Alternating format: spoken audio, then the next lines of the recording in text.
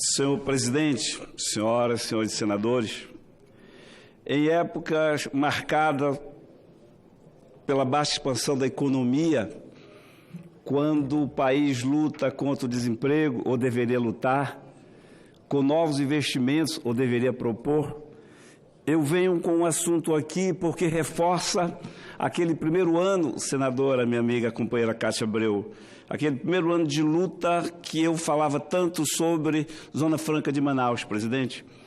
Quando o ministro Paulo Guedes, com o seu ódio por renúncia fiscal, anuncia a cada dia medidas contra a Zona Franca, pois eu vou fornecer números aqui agora. O Polo Industrial de Manaus faturou 86,78 bilhões de reais entre os meses de janeiro e outubro de 2019, o que significa um crescimento de 11,57% na comparação com o mesmo período do ano anterior. E esta notável performance, senador Regulfi, embute uma tremenda ironia. Um setor que lucra, que cresce, é o mesmo polo industrial que constituiu ano passado, todo ano, um dos alvos preferidos do ministro da Economia, que não perdeu uma só oportunidade para dirigir flechadas e ataques ao polo industrial de Manaus. Não foram apenas tentativas para retirar da Zona Franca de Manaus estímulos que revelam a sua importância, revelam essenciais e necessidade do seu funcionamento, da sua continuidade.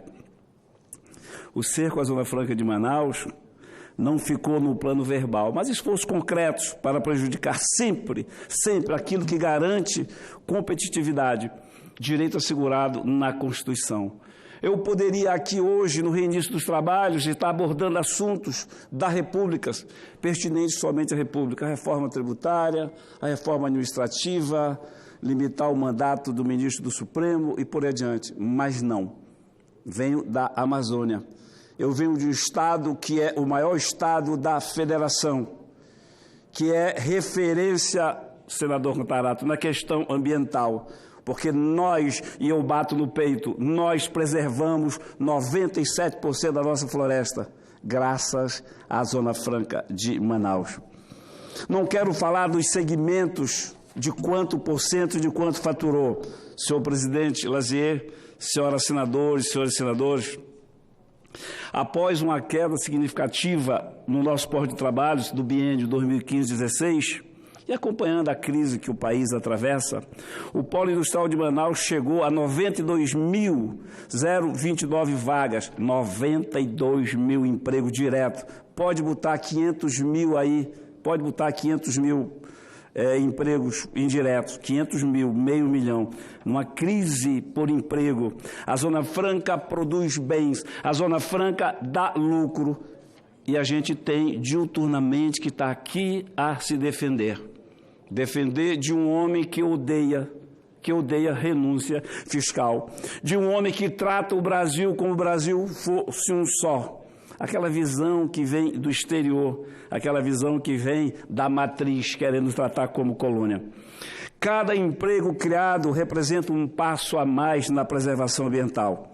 E eu uso até as palavras do ministro Paulo Guedes durante o fórum, lá em Davos, na Suíça, quando ele disse que o grande inimigo do meio ambiente é a pobreza. Eu não acho que a equação seja tão simples, não acho, não concordo com ele nisso. Mas, quando ele diz isso e quer impedir, tirar subsídio da Zona Franca, ele está nos condenando à falta de emprego. Uma pobreza que ele quer, mas que nós não vamos aceitar, porque o Estado é rico, é constituído de um povo trabalhador que sabe o que quer, que sabe onde pode chegar. E olha esse dado aqui, senhora, olha aqui, meu presidente Lazier, olha esse dado aqui. Na verdade, o governo federal também ganha e muito com a Zona Franca de Manaus. A arrecadação de impostos e contribuições administrados pela Receita Federal do Brasil, do Estado do Amazonas, alcançou em outubro passado 1 bilhão e 51 milhões, contra 1,2 do mesmo período do ano anterior, o que significa um aumento de quase 27%. Sabe quanto já foi arrecadado este ano? E é bom que você, brasileiro, saiba. A Receita Federal já arrecadou até outubro no Amazonas, ano passado, 14 bilhões de reais. 14 bilhões de reais. Até dezembro, quando for computar, vai dar em torno de 17 bilhões. E a renúncia fiscal do Brasil para com a Zona Franca de Manaus é de 24 bilhões. Desses 14 bilhões que o Amazonas manda, e é bom que se diga aqui, o Amazonas é um dos 9 estados brasileiros que manda mais dinheiro para a União do que recebe. Um dos 9. Nós mandamos mais dinheiro do que recebemos. E a gente recebe de volta, naquele repasse obrigatório, em torno de 4, 5 bilhões. Ou seja, o Amazonas manda 9, 10 bilhões todos os anos. E eu tenho que estar aqui, Contarato, toda semana. E eu tenho que estar aqui, a cada minuto, a defender um modelo que deu certo, um modelo que preserva o meio ambiente, que dá emprego, que fatura e que dá dinheiro. Mas eu me vejo na condição sempre de estar aqui a defender e a cobrar do ministro. Quando ele fala da renúncia fiscal da Zona Franca, nós estamos falando da renúncia fiscal de 8% do montante de 100. De 8% do montante de 100. E eu pergunto, e já perguntei aqui do ministro, de quem quer que seja, cadê os outros 92%? Por que não se fala de 92% e se fala só de 8%? Porque é na Amazônia, porque é no Amazonas. É um ledo engano pensar que nós somos diferentes no tratamento humanitário. Somos um povo distante. A Zona Franca nos foi dada, não foi por benesse. A Zona Franca está na Constituição Federal garantida e não é à toa. Não é à toa. Nós temos que lutar por uma coisa constitucional. E é noite e dia. Agora foi o polo de concentrados.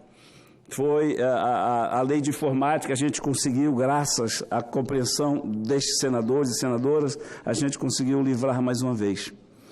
Os dados que eu coloco aqui adquirem um peso especial no debate que se trava sobre a questão dos desafios dos estímulos da natureza fiscal.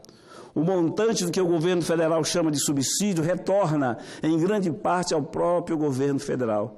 E retorna após criar empregos e rendas indispensáveis a toda uma região brasileira, que é justamente a missão de todos os governos. Se o ministro Paulo Guedes descesse por um só minuto do seu pedestal, se ele passasse a encarar as coisas como deve ser encarado, analisar os números que aqui eu forneço, quem sabe nos deixaria em paz para que pudéssemos trilhar o nosso caminho. Se fala muito em alternativas à Zona Franca de Manaus. Há alternativas, sim. Mas como, Contarato? Qual o modelo que eu possa agora colocar no lugar do modelo Zona Franca que forneça 90 mil empregos? Que fature quase 90 bilhões de reais no ano? Que manda para a União 14 bilhões de reais todos os anos.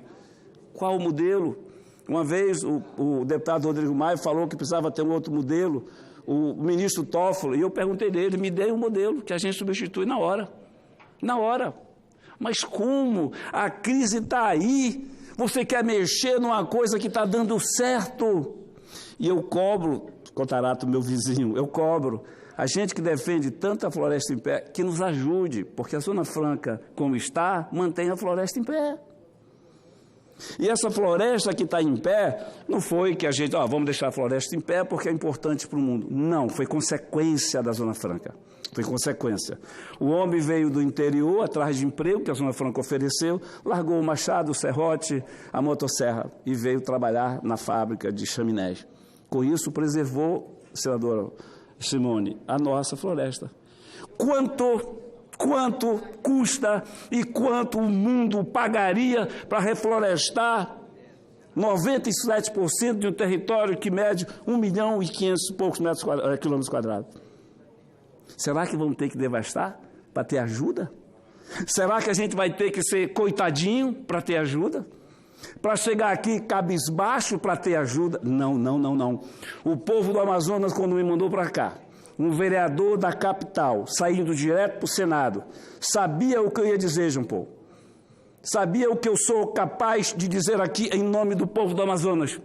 Repetindo já pela enésima vez, o Amazonas não aceita, não tolera, não pede esmola. A gente vem aqui exigir justiça. Repito, o Amazonas é um dos 9 estados que manda mais dinheiro para a nação do que recebe. Nós não somos problema. Que o semideus Paulo Guedes entenda de uma vez por todas. Nós não somos problema. O Amazonas não é problema. O Amazonas é solução. A Zona Franca é solução dessa crise do desemprego. E eu estou aqui, mais uma vez, na mesma sigla, na mesma tecla, aliás, a bater. Como me resta tempo, deixa eu falar para você aqui, para vocês, para os senhores senadores, o que a gente produz e como é que se dá lá. Olha só, os segmentos com maior crescimento, quando comparado ao mesmo período de 2018, são têxtil, metalúrgico, faturamento de reprodutores de áudio, fornos micro-ondas. Nós temos todos os segmentos da informática e por aí afora. Essa televisão, esse televisor que você está me vendo aqui, provavelmente é feito lá no Parque Industrial de Manaus. Esse celular que está aí, provavelmente é produzido no Parque Industrial de Manaus. Esse ar-condicionado que a gente usufrui das streets é produzido lá. E a gente tem que estar aqui. A dizer para um povo, eles são colocados para apresentar soluções. Que mania é essa de querer destruir o que está feito? Que vaidade é essa, querer destruir o que já está pronto para querer produzir uma coisa no lugar? Eu ouço a assessoria do presidente Bolsonaro sempre a dizer que a gente tem que ter outras matrizes. Claro, temos que ter outras matrizes. E sempre nos comparam aos nossos irmãos do Pará. Nossos irmãos, somos irmãos siameses, nós e os paraenses. Os paraenses têm o superávit, alegam sempre isso, o ministro alega. Mas o Pará, senador Jean Paul, já lhe dou a palavra, meus irmãos paraenses estão lá, mexem na mineração, mexem na madeira e criação bovina. 33% da área, nós temos 97%. Querem nos obrigar a fazer o mesmo?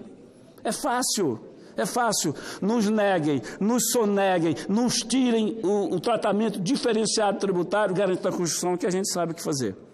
Eu concedo a palavra ao companheiro Jean Paul.